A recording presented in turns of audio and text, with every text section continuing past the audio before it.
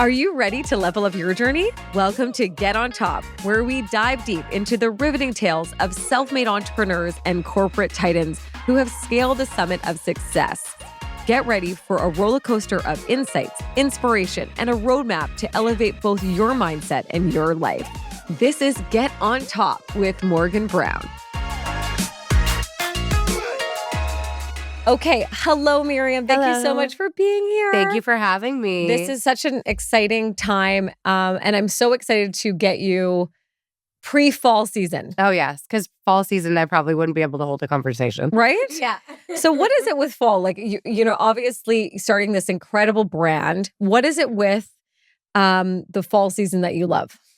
So I just have always been a fall girl. Like as long as I can remember back, even when I was like a child, my favorite, I would just basically wait for the month of October, which is so funny because as I got older, every major milestone in my life, including the birth of my son, was in October. Oh my gosh. Yeah. Wonderful. And I think it's just maybe I knew or some sort of intuitive feeling that that was always going to be like my time of year. But oh my gosh, summer fashion, I just cannot. I just don't like it. I do not wait for it. I just wait for fall. I'm like such a sweater girl. And I don't know. I just like the feeling of fall. I think it's like the combination between new beginnings. I feel like it's a fresh start opportunity, which I believe that you can always have a fresh start. So I think maybe it's like a season to me that's a fresh start. And I don't know, I love it. I wait for Christmas. I wait for I don't know, anything cozy, anything, leaves start to fall. I'm wearing a fall outfit for you. Oh my gosh, just so you know, also wearing a fall I'm outfit. Like wearing a fall. I'm hot, guys, just so everyone knows. I'm boiling too. Everybody. And I must warn everybody, my voice is not normally like this. I do have a cold. She came because she's sick. And why do you do that? Tell everybody why you do that. I have one of those, like, it's like, what's that thing when you call it? It's like your toxic trait. Yes. Mine is that when I say I'm going to go to do something, I show up. I never bail.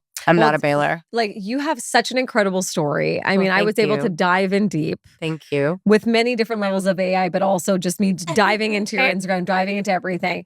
And what I really took from your tell everybody kind of what your whole mission, where you came from, where did it all come from? So it's funny. I was actually walking down the street during COVID and I saw a girl wearing a t-shirt that said Royals Chicks. Oh my gosh. And I remember that my friends and I in high school there was like a football game for our high school, Handsworth in North Vancouver from Vancouver. And we made t-shirts that said Royals Chicks. And this girl was wearing Royals Chicks 2021 maybe. So maybe it was just kind of like during COVID times. And I was like, wait, they're still making those t-shirts? So I think it probably started. Like stemmed if I really think about it, it probably started then. It probably. You're like, I want that t-shirt. Yeah. And there's on my mom's fridge at home, there's like a big drawing I made when I was probably like 4 or 5. And it said, when I grow up, I want to be a toy store manager. Like, what kind of child wants to be a manager? So I think it started from there. But it was definitely a bit of like a curve of how I got to where I got to. But basically, I always wanted to work in fashion. I was a competitive equestrian, group riding. That's what I thought I was going to do for my life. And then I got to be about 20 and realized that it wasn't. Right. But I have like memories of saying to my little sister, we should open a retail store and call it Mir Soap because her name is Sophie. So I think that it was always there. But then I didn't actually really know what I was going to do after I quit stopped riding and So you were doing that really competitively. Yeah, I still compete actually. Wow, great. Yeah, since I've had my son, he's going to be 4 in October. I've been competing like on and off a little bit less. I just got a new horse and I was like, I don't think I want to compete. And then I went to a horse show and I was like, okay, maybe I do. I'm here. Yeah. But that is that where that like competitive draw is it competitive? I think it's a work ethic. I think it comes from work ethic actually. Yes. When I went to business school, so after I finished riding, I decided I didn't know what I wanted to do, but I did want to work in fashion. And I kept thinking maybe I'll open a retail store. I'd love to have my own brand one day. Beautiful. And then I went to business school and told everyone at business school I wanted to work in fashion. Everybody told me not to. They said, you can't make money in fashion. You can't grow in fashion. Oh, yeah. Classic, don't touch fashion or restaurants. I know, it's funny. They did basically a report, like students go in and case study. They did a case study on my brand at the school that I went to, which I thought was hilarious because it was like they told me not to do it, and then they were teaching their students from our case study. So I thought that was pretty cool. It was like a bit of a full circle moment. It's a full circle. Full circle. Yeah. But I always knew I wanted to do it. And so I basically went to business school and applied for a job in the fashion industry doing wholesale.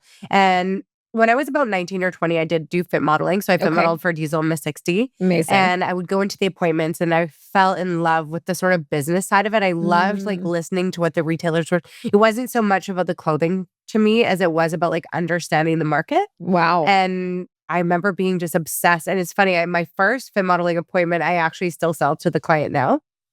And I remember just being like, they kind of really honing in on what they were looking for their customers and just kind of like trying to process and comprehend that and thinking, oh, you're wow. all like, I know and that that's girl. actually still my favorite thing. Oh, is it? Wholesale, like if you stuck me into an appointment with a retailer, I probably thrive the most. And that's what I guess that's a big part of it. While you're going through the motions of becoming a business owner, what do you think your superpower is in the whole piece? I know having a place where you do so many roles. Yeah. Right? So what many is my things. superpower? What I can is the read one? people. Yeah. Great. I can walk into it's a blessing and a curse. But I'm very intuitive, very sensitive. And I think it's something I teach all of the young women that work, young women and men. I have mostly women, but I think sensitivity is my biggest superpower because I've been able to, I can walk into a room and find common ground with just about anybody immediately by going with my intuition of like, how I can, if one of my team members comes in and she's a little off, I have the ability weirdly to be like, oh, I think it's this. Or I usually can read feel it. So maybe taking things less personally and understanding everybody is going through their own stuff. And so being able to feel that a little bit, I would say is one of my biggest strengths. But like sales is my superpower because I can figure out what people need and teach them what they should get or help them decide what they should get before they know I'm selling it to them. So like honestly, all my clients I've worked with for a long time laugh about it. Do they? They're like, oh, she's in here. They're like, I'm definitely going to spend more than I was. But I would never sell something I didn't believe in. That's great.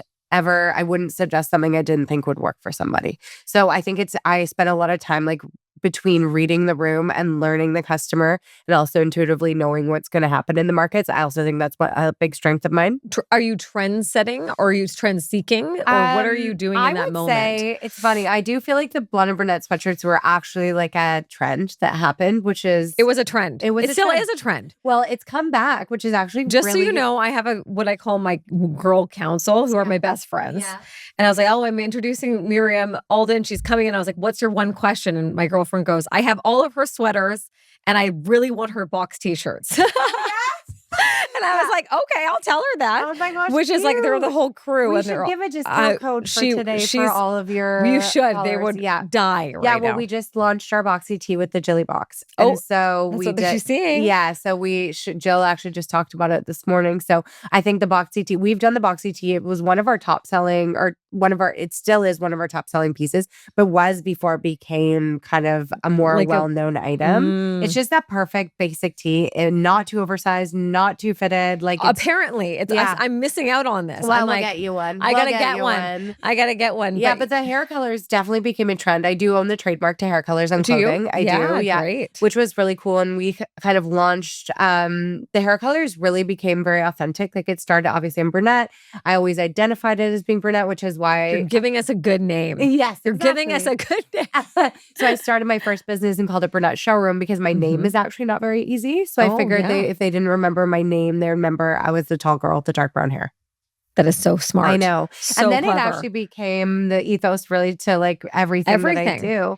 And then we did blonde as a collaboration with one of my girlfriends. And then we added in all the natural hair colors. So redhead, jet black, silver, natural. But the hair color trend, when I interview kind of younger women in their kind of like early 20s, they're all like, oh my gosh, if we did for them, especially across like Canada, it was their TNA sweatshirt. I think so. Yeah. Which for me, I don't think I knew at the time.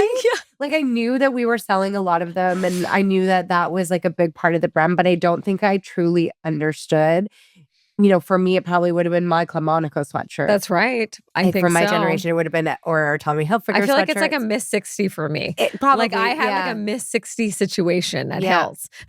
Well, I was obsessed with Miss 60. I know, like, but that why was a bit obsessed? older for me. Like, I'm thinking high school was like probably Tommy Hilfiger. Yeah. Maybe like mine would be FUBU. Yeah. Oh yeah, FUBU or like Puma. So that's for these girls, or that Champion. was their thing. Yeah, Champion was a vibe. The tearaways. Rip your pants. I don't know what's that. I'm like, what were we doing back then? But now that I have kids, I'm like, oh my God.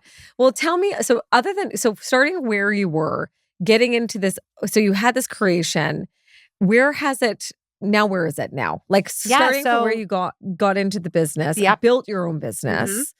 What's the trajectory of what has happened? So we started, I always wanted to have a fashion brand, but I didn't know how I was going to do it. And I'm like a very big believer in manifestation. I'm a huge manifester. I'll tell the story of how we did the Juicy collaboration, and it's actually so cool. So I'll tell it. So, oh my gosh. But basically, I always knew I wanted my own brand. I had my own showroom at the time. I genuinely, in our industry, brands come and go. So they have to like believe in you as a person, especially in wholesale. So started hosting media events. I made a Brunetta's New Black sweatshirt, which was the first sweatshirt we ever made. Once I wore it on an airplane, one of our buyers was like, I could totally sell that in my store. So I made 12 and 24, 48. I'm a completely self-funded business and always was. Amazing. So I didn't have different now, obviously, with the bank, but growing up, like I think I started with $5,000 and my dad loaned me. I had to pay him back within 3 months and that was it. And so Brunette really grew like a slow and steady wins the race. Like I could only buy 24. And then once I sold the 24, I bought 48. Once I sold the 48, I bought, 100. And then we kind of grew from there. Wow. But then the Blonde and Brunette sweatshirts really took off and it became huge volume. But I had actually, right before that happened, I had built actually a fashion brand, totally built out. It was like, we're vegan brand, but it was like faux fur jackets, really cool knits, lace up sweaters, basics, all the things that the brand currently is now. But at the time, because I was self-funded, I could only do so much. And so when the sweatshirt started to take off, I really had to let that go because I had to put all of my money and time into building this like classic core crew neck business. So I built it for a long time until COVID. And then when COVID hit, every brand in the world went into loungewear, which was really good for us at the beginning. Yes. And a lot of people were like, because I don't know if anyone listening knows this, but our value system is Babe Sporting Babes. I actually also own that trademark, which to me is a very heavy statement in a light way, which is there's room for everybody and we can all support each other. And I genuinely believe that. And there's lots of stories throughout my career where I feel like you have to like work with authenticity to be successful. And I had a lot of opportunities where people were trying to like cut me down and I could have like, fought back. And I was just, that's not my personality. And so I feel like it really helped us grow. And oh gosh, what was I saying? We were talking about, and anyways, we got there. A lot of people during COVID were like, I wanted to buy your sweatshirts because of how it made me feel. Also, they're cozy and they last forever. But also like in how they felt buying the product and wearing the product during a time that was challenging for people. Anyway, so we had one of our best online years during COVID ever. And then every brand in the world went into loungewear. And I was like, okay, it's my opportunity now to evolve into new things because there was a flood of loungewear on the market. It was too much. I know. I saw your waffle green. So that's cute, my right? vibe. Yeah. That's what I would do. They're so cute. I'm going to buy every color. Yeah. Well, we're launching tomorrow. I'm going to buy every color, everybody. Well, I'll give you a code. I'm going to be wearing it. The green is so huge. So I like the green. I just was like, how can we still make things that are easy to wear, comfortable, easy for people to buy? So we started making like kind of lounge sets, but more like knits. Great. My background actually is in knitwear. Like when I first started was in knitwear. So we made like really more, all these like premium brands were doing these like knitwear sets that were like, $1,200 retail. And I'm just like, that isn't possible. It's hard. Yeah. It's very hard. So we made that and then we stepped in. Now we're doing outerwear is probably one of our biggest categories. Our basics, like our basic tees, they're good. Your outerwear, like out of all those pieces, what is the winning? We have a denim jacket called the Shania. And it's like an oversized kind of shirt jacket. And we just launched a leopard one. We have like it started with light blue. We did black, dark blue. We have it in a new color every season. I would say outerwear, that's probably our strongest piece. Beautiful. We also have a vegan leather oversized bomber jacket that is really strong. It's taking off. Yeah. And then each season, like we have a new jacket launching. We just started shipping our wholesalers right now. That's like more denim. I feel like denim and vegan leather, like between those two and Sherpa. And Sherpa, faux you Sherpa. have this white jacket. So I was on your website. Yeah. I'm like, I'm going to buy this white Oh jacket. my gosh, cute. What But jacket is it's like a Sherpa long jacket. Oh, for holiday. I'm buying that. Yeah, it's so good. I'm like, I love this. Yeah, I feel like it's really new for us as a company. The jacket I'm wearing right now is a barn jacket. We're doing a version of this, not suede, but I love the barn jacket. Thank you. I feel like you've had this trajectory. It's been slow and steady. Yeah. You've had to adapt. Mhm. How many people are I'm you? year 16, just of my own business. I've been in the industry for like 23. It's got to be challenging with kind of dictating the obviously very trend heavy fashion. How do you balance that? That I find actually quite simple. I feel like I don't know if you work in the industry, maybe all of a sudden you'll be like, I will love this color. And then the season you launch it, it's the color of the season. I think the butter yellow. Yeah, that's the only color I'm not into. I'm not into it either. I'm not wearing it. Really. No, I'm not wearing it. I argue with my design team all the time because they'll launch it. I'm like, I'm not a butter yellow person. Hence I like fall and then summer. But me too. I think it's just a little. You're a Taurus. Yes. Oh, I always my dad's a Taurus. My husband's a Taurus. Best. My ex-boyfriend was Taurus. I get along really well with Tauruses. Mine's Saggy. Oh, okay. Everyone around me is Saggy. My best friend, my husband. I'm like, go away. What is Sagittarius? What year? It's December. December. I am Pisces. Oh, and my other best friend's Pisces. Really? Pisces and Tauruses get along because they're very different personalities. Totally different personality. Yeah. But every single leader on my team, every single manager that I've ever had is a Virgo. Oh, wow. And almost every one of my best friends are Virgos.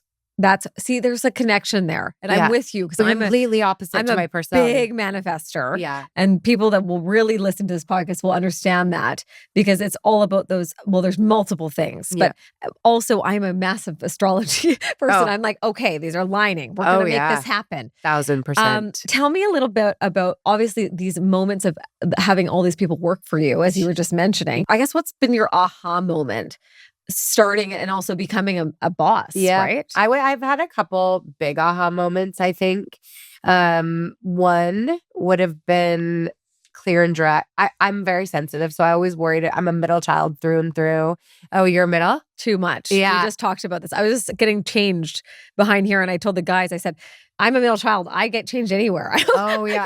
I was changing in the Hotel Vancouver for a photo shoot yesterday. It doesn't, so I'm a middle child through and through. Yeah. So I've spent a lot of my life not wanting to hurt people's feelings. And I remember probably year 4, I'd always kind of beat her out. Not anymore. It's funny. Now when I look at this, it's hilarious. But I'd be trying to talk to my team members and I not want to hurt their feelings, but I need to share because it's my responsibility to teach them. Yeah. I think to train them. That was a big aha moment for me early on. It is my responsibility to keep this business running, to make sure that they're paid. And that's by making sure that the business is running properly. So if people that are working there don't know how to do it, it's my responsibility to teach them. So I used to feel nervous about, I also, I was 28 when I started my business. So really it's young. I'm younger and training people roughly my age or teaching or managing people roughly my age. And I remember always not being clear and direct in my communication of how I wanted things to go. Clear, kind and direct. So I would always kind of beat around the bush or maybe make them not really understand what I was saying. And I could tell it would give people anxiety. And then one day I was just like, this is what I want. This is how I want it done for next time. And she just was like, great. I was like, oh, right. People just want clear communication. They want to know exactly how you feel about something. And then I feel like the third part and the key component is moving on. Yeah. And when something isn't done right, not harboring it, not being upset. So it was a bit of an aha moment of how important it is to be clear and direct with what you want. You can't expect people to read your mind. No. That would be one. And then also how people are motivated by different things. Yes. I Huge. took these team members of mine on the road kind of halfway through my business when it first started. And we went on the road and I said, if we hit these numbers, we'll go to Beyonce. Oh. So we hit the numbers. We went to Beyonce. We all... Which concert? It was in Edmonton. Okay. Yeah. We got front row tickets. There we were go. Super expensive. They're going We hit these numbers. We were working really hard. And then it rained that night. And then they were miserable because they're outside in the rain. And then they went home and they wanted actually days off. And I was like, oh, wait, they weren't motivated by the Beyonce tickets. That was actually just an exciting bonus. They actually probably would have preferred to have either financial bonus or some time off. And I gave them what I would have wanted without thinking about what maybe they would want. And I think it was a bit of a like eye-opening moment for me too. How did you and like Miriam, it's so key here. And I think a lot of business owners are going to take a lot from this, is how now finding that, what was the thing that now you can do to those team members to know what that is? Like, did you do any Q&A? Did you have one-on-ones? Like, what were the... I asked. Yeah, I you say, asked. like, if this is a situation, what would you prefer? Would you rather more time? Because sometimes when you hire somebody, you might not be able to match the salary that they would like, but you could match more time off, or you could match something, clothing allowance, or things that would like help and support them in a way that they would like instead of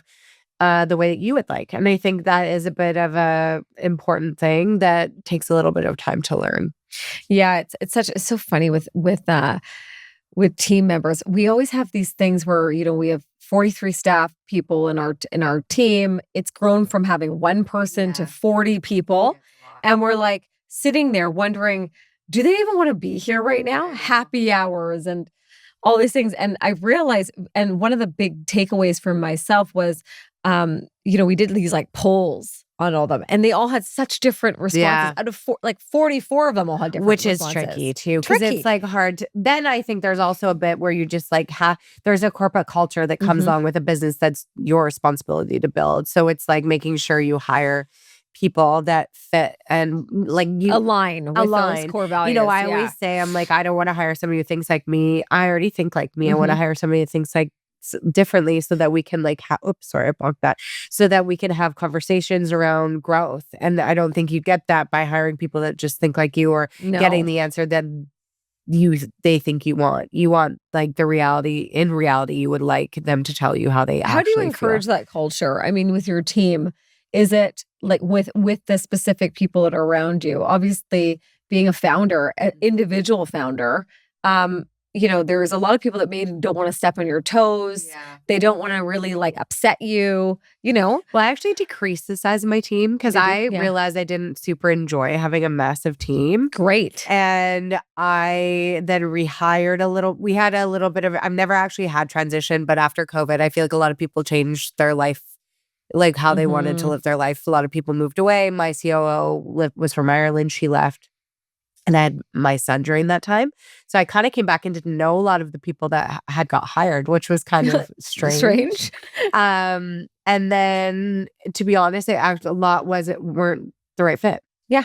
And most left kind of on their own. I kind of came back to being like, oh my gosh, and kind of having to fix like some things that were going on. I feel like every business did after COVID. And then when I rehired a lot of the roles, I genuinely believe you need to hire people for values and then you train them. I would love to. I've never been in the position to be able to bring in somebody with like high level of experience because I am self-funded. So I've never like, okay, I can hire a C-level person for $250,000 a year. Like that just was not my situation. So most of the people that have worked with me and grown to high levels are mostly people that started as like interns or like that's kind of junior roles. And how are you keeping them there? The staff, that's the team that you've created. I feel like we have like a really special environment. But there was a period, like I said, in between the first round that I hired that stayed for a very long time. And then there was a group that I didn't necessarily hire, and they weren't long-term, and I wasn't used to that. And then so everybody that I've rehired since, again, I think it's just creating like a healthy corporate culture where everybody feels valued, but also has like ownership of their role. I think that's really important. Like, I'm not a micromanager at all, but I also know everything that's going on. It's like a Pisces in you. I'm not, but I'm like, I know that we actually have 3 more t-shirts than that. They can be like, we're missing like 2,500 units. I'm like, oh, I know where they are. Like, I know where everything is, but I also want people to manage their own roles and feel like I'm not going to micromanage, but I'm going to push into your strengths as much as you want. I'm always like, I can give you a job. I can't give you a career. No, that is beautiful. Entirely up to you. Beautiful. So when you give people the opportunity to grow and they don't grow, well, then you know that they don't. And some people don't want to. No. Like some people, work isn't everything for them. No. In a company of my size, that doesn't work. But in larger like corporations, I think you can find different roles that fit. For us, we just don't have enough it's like a smaller business. We need anybody that's there, I think, needs to be really passionate about the business or it won't work. It just won't work. Yeah. I want to go back to Babes supporting Babes. I feel like that is such an incredible initiative that you've kind of put into place. What does that mean to you on a bad day? That's what I thought about myself. I almost feel like it's more important on a bad day because it's really easy to just look at the negative. And when I first heard Babes Supporting Babes, there was a story that went along to it. So I just started my business. I was 28 and a girl who had another showroom tried to take some brands that I got. And I remember being like devastated You're like, by get it. out of here. Yeah, no, I was so upset. And she called the brand manager and was like, she's a kid. She's so young. She doesn't know what she's doing. She's new. And the girl was about the same age as me. And she goes, how did you get my number? Who's actually still one of my best friends. She's like, this number is for my reps and my friends. Do you know how old I am? I'm the same age. And she was like, don't ever call me again. Oh, wow. Yeah. And I remember being so grateful to have just like a good person Like support on your me. side. And also it would have been easy for me to be like bitchy or angry in that moment instead of just being like, there is room for everybody and I'm not going to be like her. Beautiful. Yeah. I think it's like, when we're in those like very strong moments that actually just almost are little wounds of yours that we'll hold forever. We all have them. It's just you're going to sit through it, and it's cool that you kind of chose love with it. Like it's almost it's like really like you have to because it's not my. If I had like responded in like an aggressive or like angry way, I don't think it would have worked because that's not my nature. No. So I think as I've gotten older and had my business longer, I'm definitely like more firm, and definitely not more protective, but I probably take smarter, more less. intelligent with everything. Yeah, exactly. Right? Like I can kind of read the room even earlier than I could then. But basically it's a heavy statement in a light way, basically meaning that I do think I think the more I help you and you help me, the more we grow together. And I think the more there is for everybody. Oh, I can see that. Who has been your like mentor or, North Star during all of this? Like you started really young, Miriam, like 28. I know. That's incredible. Thank you. Something that is so inspiring, but there has to be someone, like, was it your family? Like, for sure. Like my mom is the strongest person in the entire world. Amazing. She like worked full time with 4 kids while going to university. She was amazing. My dad is also, so I have a very crazy, like random mixed family of like half brothers, stepbrothers, stepsister, a family, 2 sisters. Yeah. And so my dad has 3 girls and my mom has 3 girls and a boy. And then my stepmom has 2 kids. And my stepmom was an incredible businesswoman. And so she would take me to all the she was really, she was in a male dominated industry. Yes. And was really like kind of like pro, like feminist, I guess, in a way, or like supporting other women in business. She was a part of FWE like early on the board. So she got me into FWE and I did that program. She just was like a total, like I'm a girl's girl. I love girls. Yes. She was like the original girl's girl, but all that generation had a huge problem with the word babes. Yeah. Because that was like a really negative connotation for them. They would be like the babe at the table. Whereas like my purpose was to take the name back and own it. And put own a new it, meaning just be to like, it. yeah, I love the word babe. My sister's friends would all be like, oh yeah, these babes. And I was like, but I call my husband babe all the time. I call my husband babe I'm too. like, babe, get out of here. Yeah. Move the couch, do the blue job. Yeah.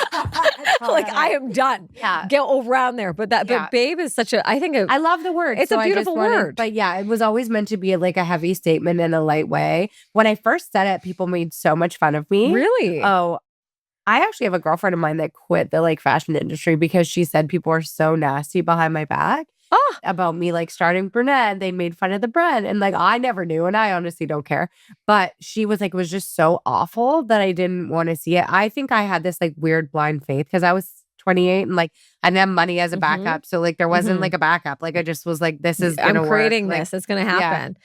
How have you been able to handle that now? I mean, the criticism that, like, first of all, your content, everything that's getting put out there, then your personal brand. Yeah. Like how have you handled that criticism? And maybe not criticism, just people's conversations. I honestly don't know if I even think about it. Isn't that weird? Yeah. I don't really, we as a brand, and like I personally haven't really got any negativity online ever.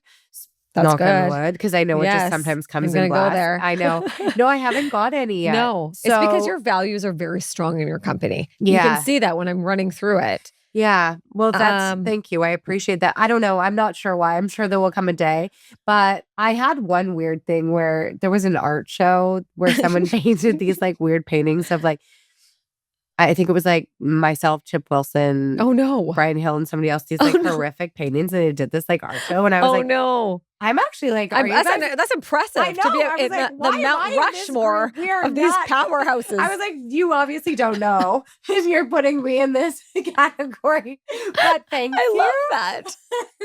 You better have bought that painting. I don't know. I just feel like I try to be as transparent as possible about the hard truths about it. Mm-hmm. It's really hard. I find it really difficult to like navigate being honest about how hard it is to run a business without people being like, oh, are you okay? And me being like, I'm okay. I'm just trying to tell the truth. Yes. About like how brutal it can be. Mm-hmm. And it honestly, I think the only difference between people continuing and people not is they eventually you just give up. I think every business is so hard. It's so hard. It doesn't matter that what. resilience is really in you, right? Well, you either, like, if not, I don't think it's possible. I don't think that many like entrepreneurs have that strength that you have. Because you kind of are, it's so funny. I feel like you have to blind eye it. And I think it's like, or be like, everything will be fine. And also like the faith, it's a constant faith, right? Yeah. It's just like, I don't know what you're talking about. You're completely blind to this whole idea. Yeah. I see it. You don't. Yeah. Not my fault. Yeah. And I think just like, not my fault. Yeah. And having to just, I don't know. I think the last couple of years has been very difficult for most entrepreneurs. I feel like the economy, the world, it's 2-3 years. Yeah. It's been really hard. Yeah. But I think everything is a moment and a moment in time, good and bad. And so I think just knowing that it's like one foot in front of the other, one day at a time, like one problem at a time. Yes. I feel like is the thing for me that keeps me the most sane. Well, that's why I started the podcast, because I was actually, this name and this podcast was supposed to happen 3 years ago.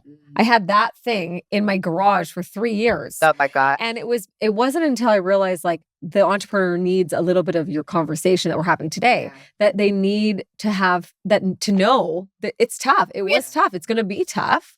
But now you have to kind of rise to the occasion and adapt, which you do so beautifully. Well, we talked thank you. very quickly about assistants and your team that you had. Yeah. And, and you talk about having a really like close-knit group, which is so amazing. I think people like, that's where it's going to be delivered the right way. I really believe that, where everyone's on the same page. We're all here. You need that. I'd rather a smaller team with everybody on the same page. I think we were at close to like 35, 40 people, not including like exterior, like subcontractors and reps and stuff. Oh my gosh. When I got back from my mat leave, my 3 months fake mat leave, I actually was like, I think I took we're 3 gonna months. We're going to get there. And then I saw. Because we have the same age kids. Oh, okay. We do. We have the same age kids. And I saw that your son's name is August. Yes. Which my son's middle name is August. Oh my gosh, really? Yes. And he's the same age? He's 6, but my daughter Lennon is 4, which is just turned 4. Okay. So same year. Yeah, same and so year. I had COVID, the whole thing. Yeah. The whole time. It was very interesting.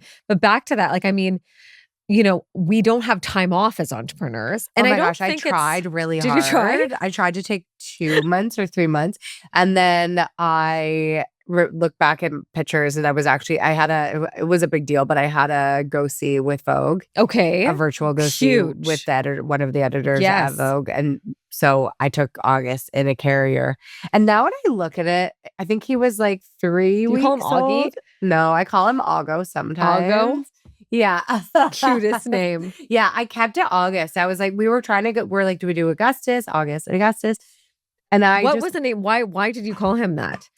When I met a little boy like 10 years ago, maybe 15 years ago, he's like, hi, I'm August. Nice to meet you. And I was like, that's going to be my child's name. And then I always thought I'd have a daughter. And it could have been August too. I know, but I wasn't going to do a girl's name for August. Okay. I had my mom's maiden name was going to be my daughter's name, which was Elson. So I was going to call her Elson Rose. I love that. Well, it's kind of crazy. So her name is Elle. I would have called her Elle Rose. And It's so random. Totally. I'm going to go so off topic here, but when both my horse and my dog passed away within like 3 weeks of each other in November and December, No, really suddenly. Yeah, it was awful. No, I had that's like brutal. I just feel like had a major cry right there. Oh yeah, no, it was awful. Like my dog just passed away. Just like had a heart attack and died in my arms. Like he was totally fine. What type of breed was he? A boxer. Oh my gosh. And then my horse shattered her leg like 3 weeks later and passed away. And I had a huge event 2 days after Frederick died, and I had to host a fashion show 3 days after Daisy died. But then my friend gifted me a horse this April, and her name is Elle. No. It was going to be my daughter's name. Are you kidding me? I was like, I don't want another horse. And she's like, what's her name? I'm like, what's her name? She's like, Jet. I'm like, I don't want a horse named Jet. And she's like, well, her name is Jet L, which is Jet or L. And I was like, okay, I'll take her. Oh my gosh. So now it's such a beautiful name. I mean, I keep calling her Elson. I don't know why. Out of the blue, I'm like Elson. Elson Rose. I like Elson Rose so much. Yeah, me too. Love it so much. It should be like, I feel like it should just be like, yeah. I feel like it for kids because we need more of that. Cute. So that's so. I now I'm off topic too. I feel like I can have 75 conversations at once. I'm like I'm on the same page as this woman. Yeah, I feel like we wouldn't be where we were if we didn't have a brain that was like zing zing. Yeah, your team and your assistants and your group that you're managing. I mean, how do you stay how do you stay creative in this whole thing? Oh, that's the hardest part. It's funny. I thought you were going to say, how do you stay sane? I'm like, well, they're all Virgos. That's how I stay sane because they're organized and structured. And I'm not. I stay creative. I've actually had a hard time being creative recently because I haven't traveled as much since I had my son. I used to do all of my creative work when I was traveling. Yeah. Same here. Exactly. And then it's the only way I can actually jot some stuff down. Exactly. So the moment I go away, I get really creative, and I haven't been doing that. So I need to figure out when you're going to do that. Yeah. So I don't know. I can't answer that. I want everyone to get the real truth of what a real day looks like for you. Okay. Like really. I mean, it's so funny. Like I think a lot of people, they do these day ofs, right? And they walk in and they look really good and they sit down, but really what are you doing? Like, I wanted you to tell me your busiest day. Okay. Like wake up in the morning. So what did we do last Monday? Because it was so chaotic. I actually have a day in life film that I haven't posted. So basically I woke up in the morning. What time do you wake up at? I try to get up at 6 or 6:30. I'm like not a morning person. Like a true Pisces. Yeah. Like I could wake up at 7:45 and go to bed at like midnight. That would be like my perfect. Oh yeah. Or go to bed at like 11:30 and wake up at 7:45, but I can't. Yes. So I'm trying. I have a new thing that I'm really trying really hard to get up at 6 or 6:30. Okay. I try to read 2 chapters of my book before I go on my phone or my emails. Beautiful. Because I feel like the initial shock on my cortisol is not good. No. I feel like all my life has been like trying to put out fires. We've been having some troubleshooting. Yeah. Okay, that's a nice way of putting it. So for example, last week we had market. I woke up, basically market means we have a fashion trade show. So I wake up in the morning, I find out that our samples are stuck in the airport customs because of a typhoon that happened outside of Shanghai. So we have 30 appointments in 2 days coming in and we don't have any samples. So I have to keep everyone calm. And then I have to come up with the solution of how we're going to get the samples. Then we have to rebook all of the appointments. We have reps in the Maritimes and in Toronto. So one of our reps is going to Toronto, needs these samples. The other one has the appointment with one of our biggest majors. So we're trying to figure out how to get the samples there. And then one of our deliveries is coming for our back to school collection. And then what happened that day?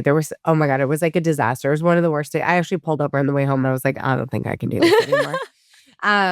You're like, I'm going to stop. Yeah. Then we rebooked all the appointments. I worked a bunch of the appointments of like the customers came from out of town. So I was like, well, we'll just do like immediates with them. I had to finish finalizing all of our spring pricing. Okay. So all the pricing, margin breakdowns. Then I have to do virtual. So I'm also the face of the Browne, so I have to do like content. So I'm like dying inside, but I have to be like, let's get up.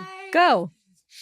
And then what else happened? Oh, we had to figure out how we were going to get our samples. So we finally got them released and we booked a flight for one of our girls to fly the samples to Halifax so that she could get them there. It's just, I feel like it's constantly insane. Going. So did that. Then I kind of like worked some appointments. Then I did we're starting on fall winter 26. So I had to give my first kind of like breakdown. Because you're going so much. Yeah. Like you, is it that you have to be a year ahead? Basically a year you start. And then your samples are ready to go 6 months ahead. Yeah. 6 months ahead. Yeah. Then I had to place all of my orders for holiday. Okay. So I have to like go do numbers, break down like what inventory we need on top of all of our buys. What else did I do that day? Some banking. Probably had I had an accounting meeting that day. Okay. I found out we had like some theft in my company. Oh no. Yeah, from an ex-employee. So I have to. Which is I just want everyone to hear this. It is very common. It's so sad. I actually was like shocked. Actually, I wasn't surprised. Actually, if I'm being honest. Yeah. Did that person work side by side with you? Mm-hmm. Yeah. So it's funny. Back when I was like a long time ago, I will never forget this. I was in business school and then I was bartending at this restaurant, which we have in Vancouver, Earl's. Okay. And at that time, I remember we found out the accountant was just stealing all the time. And then I thought to myself, oh my gosh, I'm going to try my best when I become a business owner to find that person. But it's very challenging. Yeah. I've never found it in 16 years. I haven't found theft before. This was the first time, but American Express had called me to like tell me. To tell you. So that happened that day. But the craziest part of dealing with all of this stuff in one day is that you have to remain completely under control. And then I posted something that I was like, today was definitely one of the most challenging. And then you go home and you're a parent. Like, I'm like, hi, sweetie. Yeah, hi. Let's have dinner. And you're like, oh, I'm barely alive. How do you balance that with your kids? Like, I feel like I've gotten better at it. I don't know. I think it's just knowing that everything is just a moment in time. Yeah. And the most important thing for me is like him. Yeah. And moving that as much. But also yourself, like, you're moving at such a rapid pace. Yeah. I'm sure there'll be a day when I'm like, okay, my body's like not happy with it anymore. It's not going? I definitely give myself, like, I still ride. I give myself like moments in time.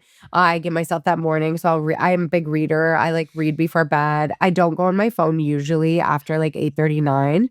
I usually put it in a different room and try not to go. I try to do these like small things because a lot of my manufacturers are in China. Yes. And India. So the time frames are different. So I have to be very like purposeful and meaningful about when I like go on my phone at night. Because if not, it will be very stressful. I have, you know what? This is a perfect offshoot segue to you talking to me about China and India.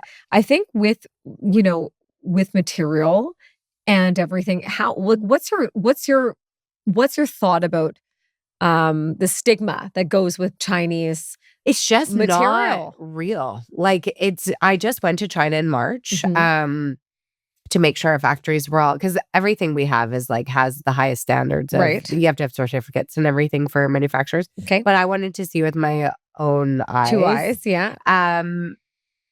It's just not the truth. Like, I'm sure there is that experience, but like, it is not inexpensive to manufacture in China. Like, the fabrics in China and India are amazing. There's a reason why major French fashion houses they are the best at, well, I don't know if they're the best because I don't manufacture many other places, but it's not possible for me to manufacture in Canada with the cost of goods and the cost of fabric. At the price point we're at. And honestly, people are price sensitive. You, at least, especially if they're used to you being a certain cost. Yes. Like one factory in China, it was the most beautiful experience. Like, I've never actually seen a cleaner, more kinder working environment. It was like family ran. The wife and husband owned it. The cousins all worked there. They were so cute. We like pulled, they had like flowers for us. They like drove us. They like booked our hotel. It was such a beautiful factory. Like, everyone's making the product by hands. Like, it's not this, I do know it exists, but China doesn't mean poorly manufactured or bad quality or like, horrible environments. Like, right. These guys, I think they got off a 2-hour lunch. I think there was a 2-hour lunch that day. Every day they have 2-hour lunches that the boss like paid for. Like, it was a beautiful working environment. Oh, it's so nice to hear that. And I think that stigma, like, I think it's got to be taken away. After speaking to many of you, but I do feel like it's there. It's there. But it's your your responsibility to make sure that your product is being manufactured ethically. Oh yeah, definitely. And that process of having an international, manufacturer, it must be there must be freedom to knowing that they've done it and they've done it do it with multiple other brands. Oh, well, exactly. But there are Right? also, you go there and, our manufacturer for knitwear, they do the most beautiful kids line out of Holland and all organic and I think most of Beautiful. that stuff is all handmade. But it's just that's a big part of their economy, right? Yeah. The factories manufacturing everything there. I went to Guangzhou. Last time I went to China, for sure, the environment, like the skies, you couldn't really see the blue skies. It was really hard. It was But tough. in Guangzhou, in this period, like the skies were all blue. They're working really hard to make everything electric. Which they are. Yeah. They're on pace to do that. Yeah. And I think that they'll continue with what they're doing. Tell me how the tariffs has affected you. So it's funny. They've affected us in a way that you can't focus on growth in the US because you don't know what's happening. Right. We just had a bill for like $800 or something for a customer that refused to pick up their goods. So the thing that's kind of crazy is that as a brand, if you send something to somebody and they don't pay it or pick it up, you have to. Oh, you eat it? You eat it. Wow. Yeah, I know, which I didn't know either. So they can go order online, receive the goods, and if they don't want to pay it or pick it up, it's our responsibility, which basically makes it impossible to ship goods into the United States. Yeah. So we just aren't focusing there. Our customer base used to be largely American because we sold to like 52 Nordstrom stores. That's what I was reading that. But we It's don't amazing. do that anymore. Okay. Because it was really tricky as a Canadian company. If you ship into the US and they want to do exchanges or returns, you can't. It costs too much money. So it actually you need to have warehousing down there. And we just decided during COVID, we just kind of like Cut stopped it out. it. And so we're going to focus on like UK, Europe. Beautiful. That's our plan. Yeah. Yeah.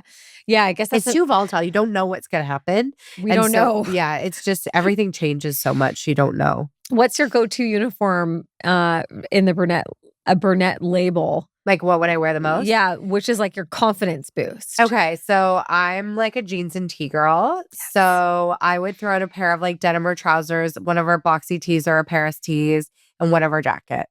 Oh, probably beautiful. like the oversized bomber. That would be my like go-to. I feel like the bomber is going to be something I'm picking up. Yeah, or like our knitwear, our sweaters for holiday are so cute.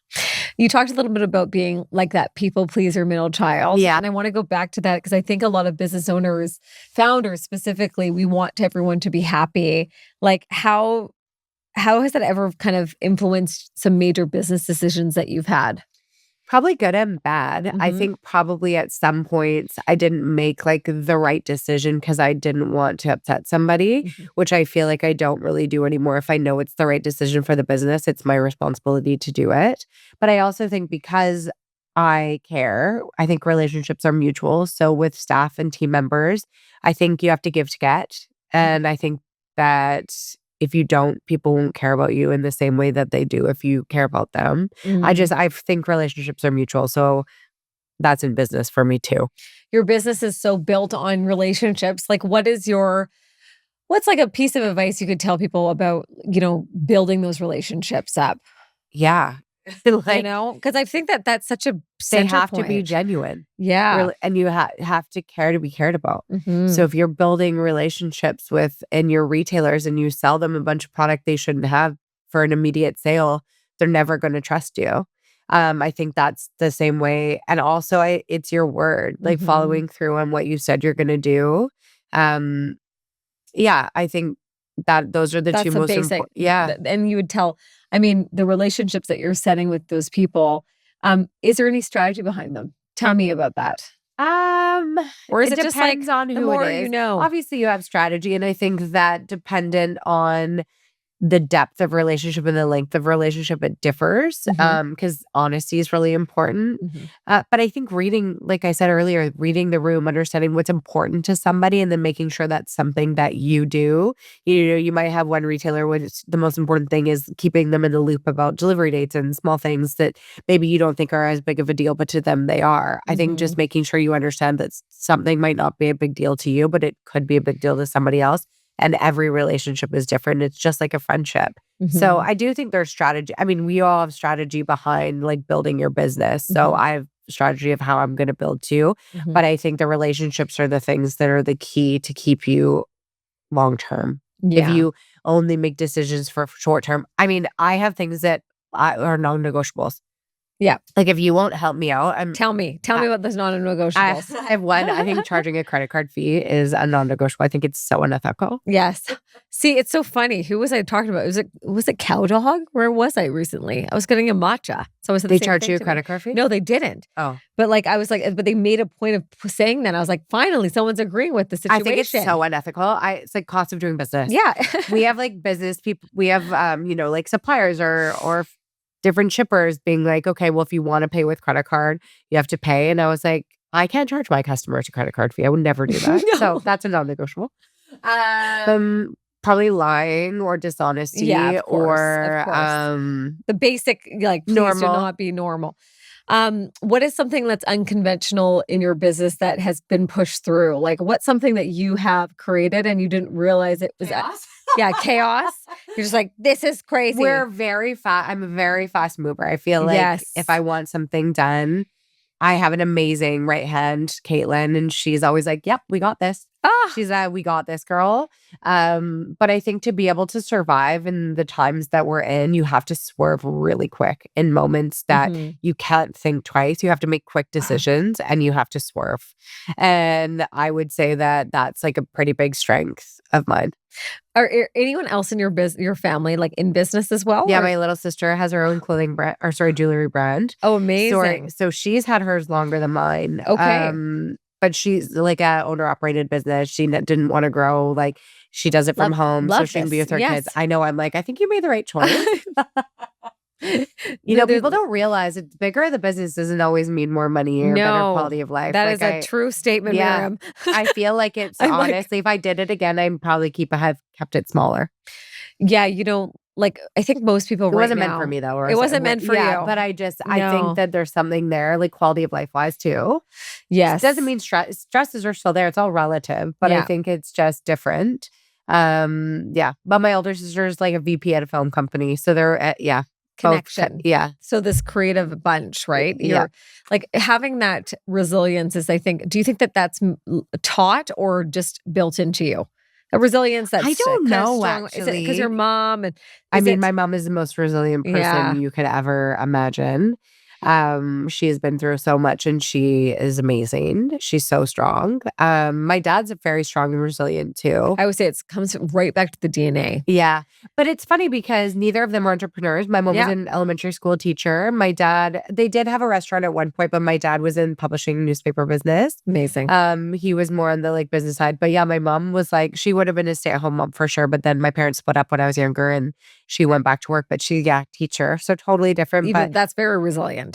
I do think my riding, like the work ethic that came with riding, probably like set me up to be able to. Yes. Yeah. I don't know. My great-great-great-grandfather was a cloth merchant. So like, okay, it's and connected. Actually, somebody back in my family had the first trading post in the U.S. Oh. Yeah. So it's obviously genetic. like something it is. Built it's something in you. Yeah. Okay. So I think a lot of people are going to be listening to this and think to myself, I would want to start a clothing brand. I want you to give me 3 takeaways for these people that are like, okay, if you do these 3 things, it's not a formula. Yeah. But it's the things of getting you up and going. Because I think it's so inspiring for people to know, like, you're self-funded, you're a solo founder, you're female. Like, is female still, the minority in fashion, or is it? For sure. It is. Oh, yeah. Yeah. So it is. What are the 3 things I do? I would make sure that whatever I was making was authentic to me. Cool. The only things that are authentic, that they work. Things that aren't, don't. I think if you try to copy what somebody else is doing, it's not going to work long term. So just make sure it's authentic. That would be one. I believe in slow and steady wins the race. So I don't think you should go off and buy a bunch of things and have this big plan. I think it's just like create an item or create a collection and start there. Beautiful. And the only difference between doing it and not is just doing it. Just start. Yeah. My business turned out totally different than I thought it was going to be. I went in a different direction than I originally started. Like, I think it's just starting something. Yeah. There's a lot of designers that I've seen, they had these big COVID pushes. Yeah. And then they've kind of fallen flat. Yeah. Is that adaptation that pushed you forward? I mean, even from before COVID, to COVID, back to without. How easy is it to adapt to those? Well, it's in your not business? easy, but my background is in wholesale. And so Mhm. that's when it goes back to like relationships. It's like if you develop relationships with your wholesalers, they can stick with you. Whereas like direct to consumer, it's not direct to consumer is actually not my biggest strength. Like I can understand the wholesale industry way better. Mm. But yeah, I think you do have to adapt. You have to evolve, but you don't want to adapt to do something to like our top selling style this season so far has been our hair color sweatshirts again. I think it's so cute. Thank you. I'm obsessed with them right now too. I kind of want to buy one for my son though, like the redhead. My husband is My head's a sold redhead. most recently. Oh, we have a red one. Yeah, Redhead. I'm like, I love a redhead. Yeah, we have redhead. But no, my husband just told him, I feel like it's like a trend that's come back around, but yeah, he won't give it back to me. So it's like, I could have let that go, but it was the ethos of the brand, so I didn't. So we did evolve and we did change, but the ethos of the brand remained the same. Where can people find you? Where can people find your gear other than online? I think that's a Brunette. big part. So we're Brunette. actually, we are at Hills of Carousel in Vancouver. Wonderful. Yeah.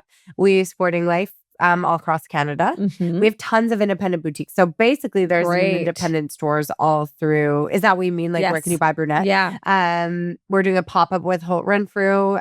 I'm not sure when this is podcast is airing, Mhm, but mhm. we have a pop-up at Holt In the fall. Okay. So the pop-up is going to be done by then. Okay.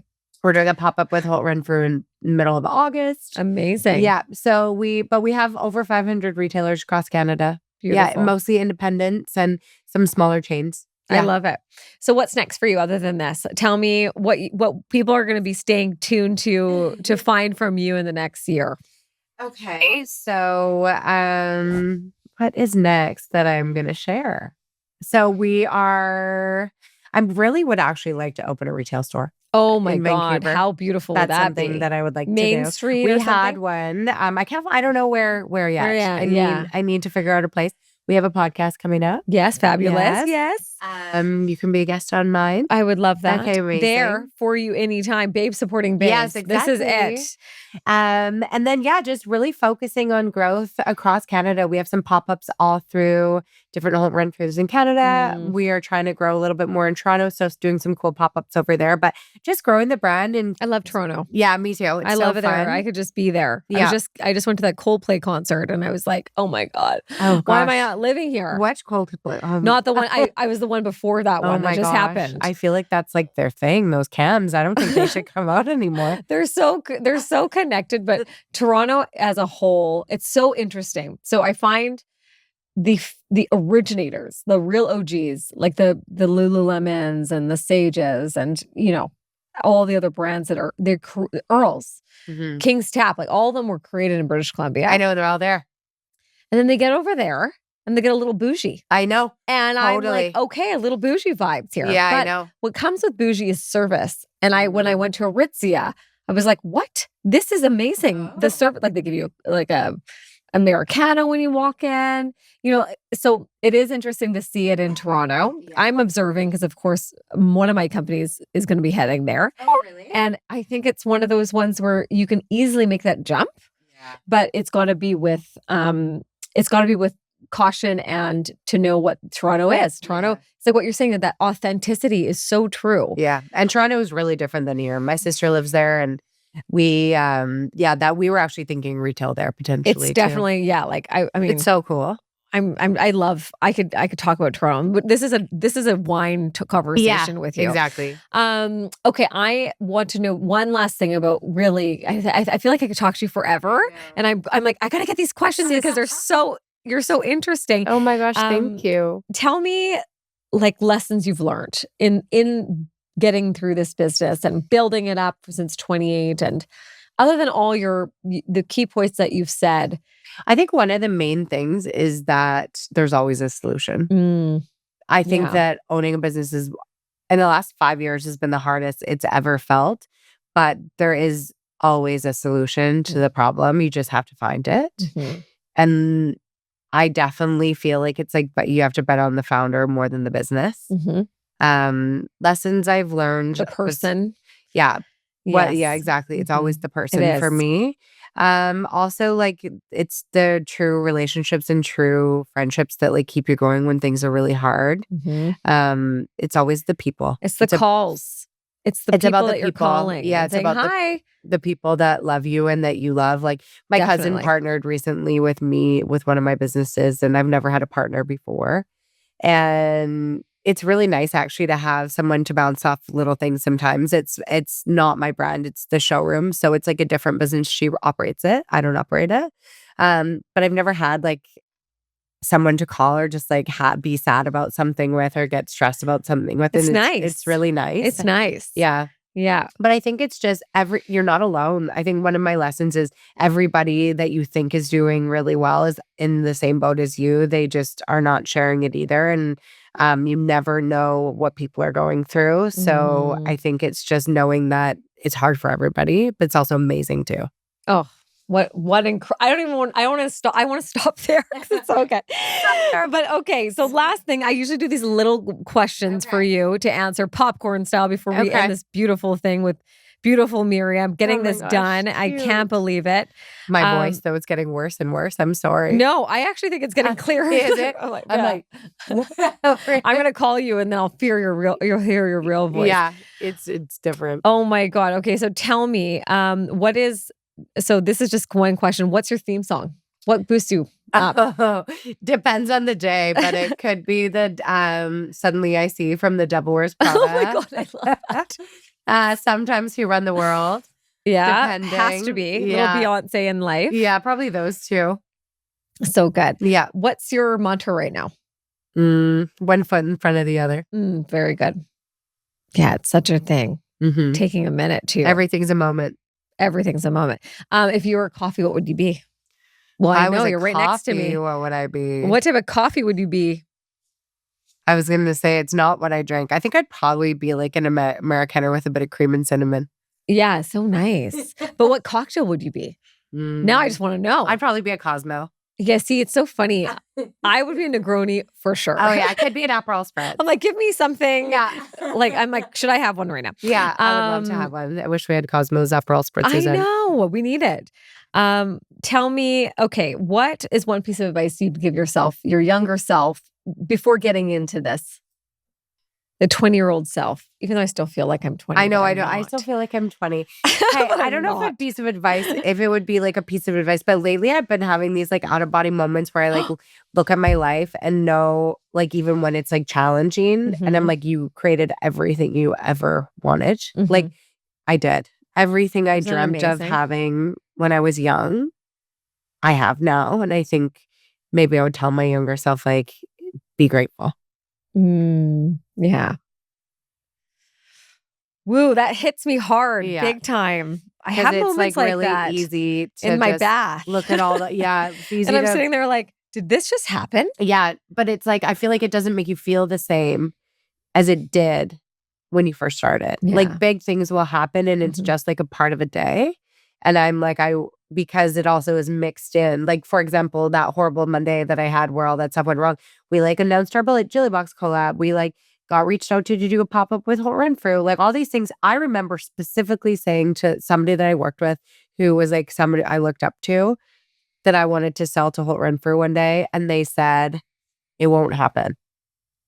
Just stick in your lane. And I was like, oh, it will happen. Gosh, it's going to happen. And even our collab with Juicy, I never got to tell you the story, but basically it was like the craziest manifesting situation. But I remember being like, I know, I'm like, we forgot about the manifesting well, situation. I remember being 20. I was at BCIT and I wanted the pink Juicy tracksuit and I couldn't afford it. Cute. And my boyfriend at the time bought it for me and I kind of like hated that he bought it for me, but I also like appreciated it. We are so similar.